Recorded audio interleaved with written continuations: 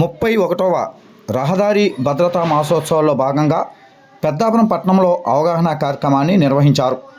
శుక్రవారం పెద్దాపురం మెయిన్ రోడ్లోని వినాయక గుడి సెంటర్లో motor vehicle inspector K Prasad, SI వి మౌనిక ఆధ్వర్యంలో ద్విచక్ర వాహనదారులకు హెల్మెట్ వినియోగంపై అవగాహన కల్పించారు.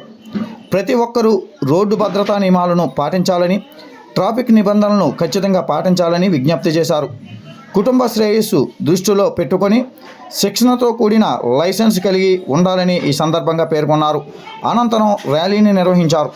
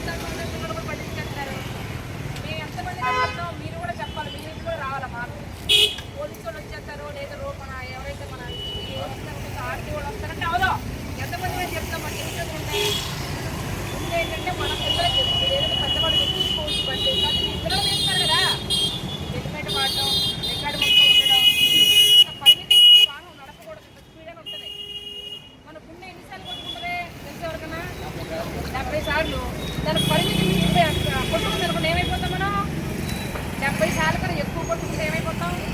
తెచ్చిపోతాం. అదే స్పీడు బండికి ఇంత రేంజ్ అని ఇచ్చినప్పుడు ఆ బండి ఆ రేంజ్ కాకుండా పెద్ద రేంజ్ అయినా కూడా యాక్సిడెంట్ అవ్వడానికి అవకాశం ఉంది.